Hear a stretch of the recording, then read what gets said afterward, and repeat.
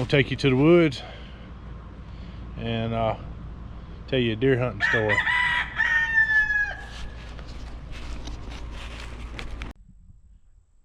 Hey y'all, I told y'all earlier we were gonna tell you a buck hunting story, and I'm gonna tell you right now, this video that I'm doing today, and when I put it out, this is for you older guys. I do a lot of hunting off the ground.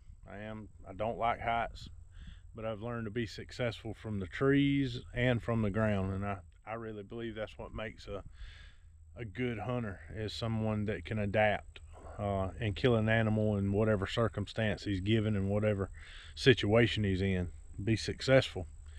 But what I want to do today is I want to reach out and help some of the older generation that's getting older, that doesn't enjoy climbing as much. I'm trying to saddle this year. I'm gonna be doing some of that, but I always kill 1 or 2 deer off the ground as well. Last year I actually did not take a deer. I had so much success last year. I didn't take an animal off the ground, but I plan on it this year. I miss it. So I'm gonna get after it, but I want to take y'all through and kind of show y'all how I wound up killing this buck here behind me with this is my ground hunting bow. This is my Mushin stick, St. Patrick Lake. It's only 43 pounds at 28 inches, and it's 66 inches long, where I prefer a 68-inch long bow. But hunting off the ground, I found that this bow serves me better, being a little bit shorter and a little bit lighter draw weight. It just helps me, because a lot of times on the ground I've had to draw and hold and wait for that animal to come on out, and I've had to hold this bow for a long time before, and that lighter draw weight really helps. But come on, go with us. I'm gonna walk you around, show you kind of where this buck coming in and out of the field, where I went wrong setting up on him a time or two, and then how I eventually wound up killing him.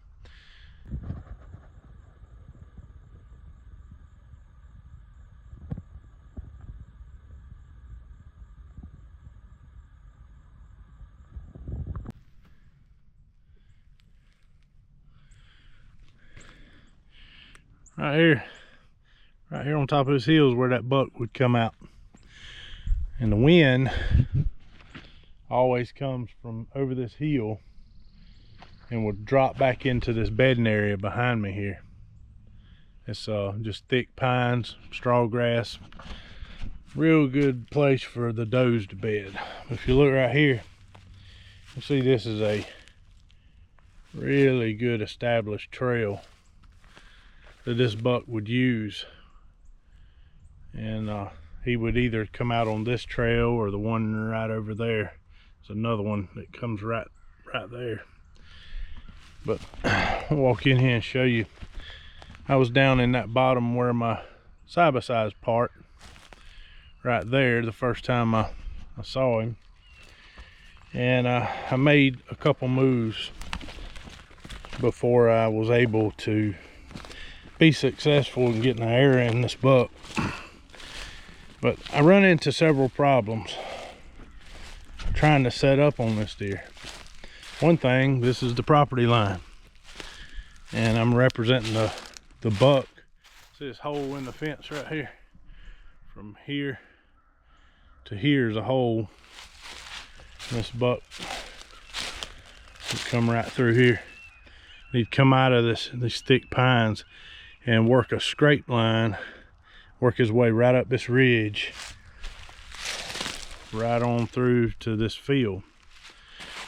And you see right here is really, I mean, you're in the wide open if you try to get on any of these trees. And if you go to the high side over here, the wind busts you every time. I learned that lesson. Tried to set up in that brush pile, and he would smell me every time. So I knew I had to be on this lower side over here. And I'll kind of show you there. I'll let that right there, his rack, represent him coming through the fence. And I was sitting right there. and I was able to not shoot him here. I actually wound up shooting him right here. You can see right there, maybe 12 yards. But I shot him at about 12 steps. I'll walk over here and show you where we're sitting.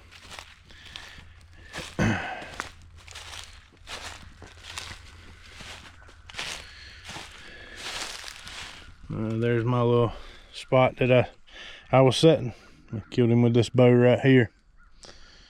But I'll video and show you kind of what it looks like. You notice that I'm not way tucked in there. I learned that lesson a long time ago. Don't go and tuck yourself in way back there, because if you get way back in that stuff, something always gets in your way.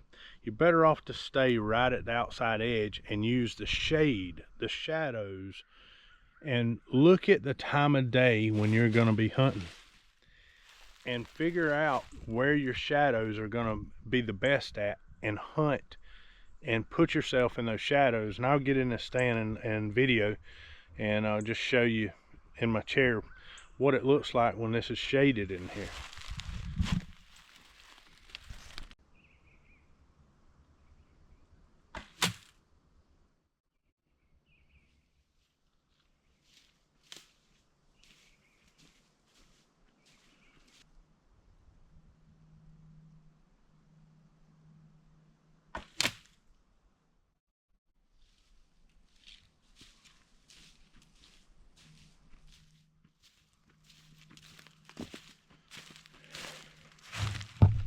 See, you don't have to be Rambo.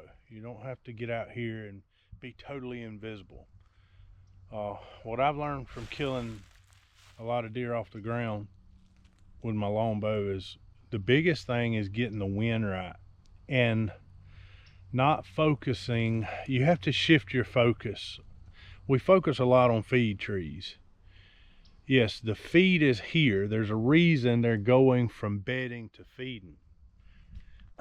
But with hunting on the ground, you don't want to set on top of the feed. I know that goes totally opposite against the other style, like hunting from trees. A deer is most vulnerable when it's eating. That's when it's the most weary. And when you're on the ground, you can't get away with stuff. And I've learned to shift my focus, and that's what's made the difference for me, is whether killing deer or getting busted by deer off the ground, is shifting my focus from trying to hunt feed and trying to back up and say, hey, where can I catch this deer on its way to feed in a spot that the deer's not going to win me, and that I'm hidden well enough, close enough to the trail he wants to walk to go to feed, and catch him in between there before he gets to feed and gets on edge. When a deer goes to feeding, they're on high alert. That's when things want to get them. And think about it, that's when we've been trying to get them for years and years. So they've learned when they're on feed to be very, very careful. But when they're traveling from their bedding to feeding, they're a lot more relaxed, a lot more comfortable, and they're not as weary. And you can set up, once you identify the travel routes they're using and really narrow them down, you can kill a lot of deer off the ground. But your focus, listen to me on this, your focus has to change. You have to back up off of these feed sources and hunt the trails and the travel routes in between bedding and feeding, and focus more so on that than trying to hunt over feed. If you want to get busted and get really frustrated, go to pouring corn out here in South Georgia and try to hunt deer off the ground with a longbow. They will train you fast. They don't put up with nothing, especially when they know it's not natural feed like corn piles. And ask me how I know. You waste a lot of time and get busted by a lot of old does that way. But we're gonna walk around. I'm gonna show you some other little techniques and tricks that I've learned that's just helped me to kill a lot of deer off the ground. And that right there is a big one, is just utilizing shade rather than just thick cover. You'll learn wearing these ghillie suits to stay out of briars, because you'll have to call somebody to bring a helicopter to pull you out of this suit and out of a briar patch. These ghillie suits pick up everything. I don't care what they're made out of. They love trash and briars. You'll get hung in them, and ain't nothing no worse than trying to sit and be comfortable and wait on a deer on a good trail on a good day with a good wind, and briars sticking y'all in the ribs while you're trying to sit there. So let's ease around. I'm gonna show you some more spots and ideas. Right, this is another little spot. I've killed a lot of deer right here. They're coming to this field, but I'm gonna show y'all how good of an established trail. Look at this right here, going right through there. How good of a trail there is right here. And this is a trail that they use year round. They don't never stop hitting this trail. And like I said, the wind here is always seems to come right across this way and goes over that hill behind us there. But this is a place I've killed a lot of deer. I killed 4 deer here off the ground one year, just jumping around different little spots right here in this spot. But y'all probably think I'm weird for showing y'all kind of how the buck walked through that little gap in the fence and how I remember the details of that. Some of you old guys, you know what I'm talking about. You can't remember where you left your car keys a while ago, but you can tell every detail of your favorite hunt, and the hunts that just stuck in your memory. Y'all know what I'm talking about. And man, that's what it's about. That's why we do this. You'll never forget these hunts. You'll never forget the victories. You'll never forget the mistakes that you make, and those mistakes is what makes us great hunters. Coming out here and doing this and learning from each other, you won't forget this stuff. And get in the comments, if you will, and kind of tell me what your best hunting memory is. On the ground, in the tree, I don't care. I love to hear it. That's why, man, I love y'all's comments. So get in there and comment and let me know. But this spot right here, I've killed deer out of a tree right here, and I've killed them off the ground. And it just depends on the wind, usually for this little area right here. But believe it or not, you would think, get in that shadow, that shade right there, and you can get a good shot. Nope, the wind will bust you. I actually come up on the very top of this hill and see this one little bush right here where the shade is. I actually sit right in front of it most of the time. And when they get right here, they always want to go up on top of this hill, and they walk right by me at usually 15 yards. I've shot a lot of them right there. Last one I shot, come off this trail, walked right here and turned and went straight down that road right there. And I shot it quartering away, sitting right there. And the deer made a hard run down toward this little wet weather pond and fell almost in the road. And it was fun. It was a good hunt. And I'll show you this other spot going back in on this trail. I actually hunt this tree right here. I've climbed this tree a few times and shot them off the tree. You can see right here, it's hard to see, but I've climbed that with a climber. Can't go no higher than what that limb is right there, but I've shot them sitting in that tree. You see this trail goes right on through the woods there.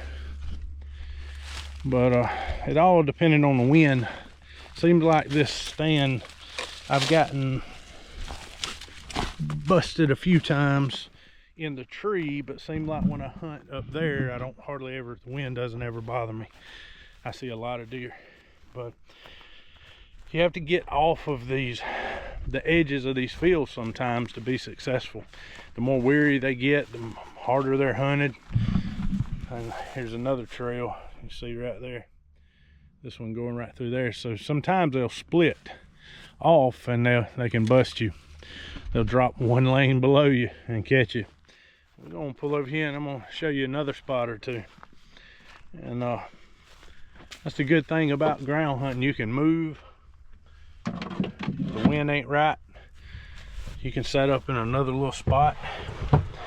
And the biggest thing is with ground hunting I've learned is you've got to learn to trust your suit. Get a good suit. Don't go dirt cheap on a suit. Don't go crazy. But get a suit that works, and trust it. Don't tie yourself up and get in such a bind or try to cram into so much brush that you can't draw the bow without hitting every limb around you and your bottom limbs hitting limbs. That's what the suit's for. Learn to trust that suit, and the wind is your primary objective. You've got to get the wind right. You've got to set up to where the wind's not going to bust you, because if they smell you at 20 yards, this is game over. But learn to trust that suit and get a good one done and use it. Get comfortable in it. And the second thing I'll say is you've got to get a comfortable seat. I don't care what it's called, where you get it from. I've never had one of those wall drip seats. I've always wanted one. Just I've never been able to get one, but I want to try one day. And I got a little Millennium seat that my wife got me one year. I use it, but it's got to be comfortable. I don't care if it's heavy. I'd rather tote something heavy that I can set for 2 hours comfortable than something that don't weigh anything that I'm miserable in after setting 10 minutes. But trust your suit, have a good seat that's comfortable, and learn to set up in front of cover, not in it so deep that you limit your ability to draw and shoot. But we're gonna pull on around here and keep going. Use trail, and all you do is do the work. Find these trails, and just like you would mark a feed tree, you mark these trails and you figure out where they go from and where they go to, and you kind of have an idea of how deer are moving across a property. And it tells you a lot about how they change when bow season comes in and rifle season comes in, and how it affects their movement. It teaches you a lot. But see how you get through this little thick spot here. There's a big major creek that runs the back side of this, and these deer stage up in here in these pines and then these scrub oaks, and they'll stage up here before they travel across these pines and thicket behind me to go into agriculture fields.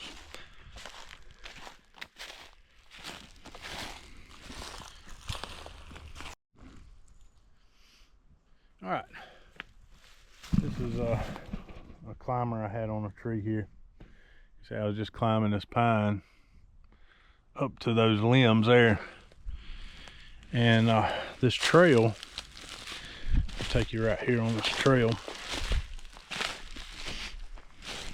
You can see right here, this trail goes on out into an ag field. That's the way we just come in. And this trail comes right through here and goes all the way to that thick creek back there. And there's also a little trail, you know, it kind of forks right here. And right where this trail, you see it goes there and it goes here. And my stand is right there. Problem is, I got busted over and over and over again because the wind is coming like this most of the time, but at dark the wind would swap back and forth at dark, and it just wasn't right. In the mornings you couldn't get in here because deer would already be staged up, headed back to the bedding area, and you'd walk in and just deer start blowing at you everywhere. So I started hunting it just in the evenings. But these deer would come out this trail or come out behind my stand right there, and they would bust me. They would wind me, or they would see me, whichever. So I made a move.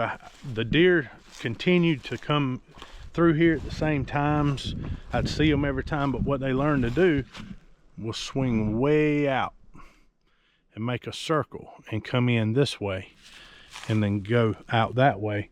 That way they could look and see if I was there, and they'd make this big loop to see if they could win me. They'd got used to me being here, and I didn't hunt it that often. I probably hadn't hunted it maybe 4 times and got busted 3 of the 4. Well, the 4th time I come in here, I changed up. These deer were coming, making this big loop through here, and they would come right through there and circle and come right down this trail here. See that trail right there? They come right there, and they could see where my stand was right there. They could look for me. So what I done is I left that climber there on the tree, and it's kind of growed up now, but see this pine tree right here? I set my chair behind this little cedar right here and that, and I shot a doe right here. I was sitting there, she walked right through here, and I shot her right where I'm standing. And when I shot her, she was staring at my climber and that tree. They get smart quick, people. And that's what I mean by being able to swap up and be adaptable. You older guys, I'm telling you, if you're tired of climbing or getting to where you don't think you can handle the heights and things, you can kill these deer off the ground. You have to use your head. You have to set up, and your setup's way more critical, but you can do it. And I'm gonna tell you this right now, I'd rather kill 1 deer off the ground a year than I had 10 out of a tree. There's nothing like shooting a deer close on the ground with a longbow. Just ain't nothing like it. So I wanted to put this video out for you guys today, some of the older generation. I don't want y'all to get discouraged about climbing. I've been scared of heights my whole life. I'll always be scared of heights. It don't bother me a bit, because I've learned how to kill, whether I'm on the ground or whether I'm 12 foot up a tree or 20 foot up a tree. And if you see me 20 foot up a tree, come get me, because I'm stuck. I ain't going 20 foot up. But I don't have to. I've killed tons of deer at 12 to, I usually climb, when I climb, I'm about somewhere between 12 to 14 foot. And I just don't usually have to get any higher than that. And I kill all the deer I want to. But if I can't kill them out of a tree, you better believe I can find a place on the ground. I'll make them miserable. But I wanted y'all to be encouraged and know that y'all ain't out of the game. It's something you need to get out there and try and get proficient at, and it's just like everything else. The victory is in the work you put into it, and that's just like everything we do in our lives as Christians. We go through a lot of hardship in this world and a lot of difficulty, trials and of all kinds. But what makes us strong is the suffering that we go through. And so I explain it like this: it's like an oak tree. Every storm that comes by doesn't make it weaker. It loosens the dirt by shaking that tree, and that storm shaking that tree so violently loosens the dirt and allows the roots to grow deeper, and that tree doesn't get weaker, it gets stronger from the storms it goes through. So the strongest tree out there is the one generally that has seen the most storms. So get out there, get on the ground, get you a comfortable chair, get you a good ghillie suit. Don't cheap out on it, and get out there and hunt. And y'all get in the comments and tell me about your success stories, and man, that'll thrill me to death. But I love y'all, and I'll be praying for y'all, and I thank y'all for watching. And I ask that y'all please subscribe to my channel, and it encourages me, and that's the enjoyment I get from doing these videos and helping y'all, and for y'all to help me. So y'all have a blessed day, and I hope y'all are successful this year.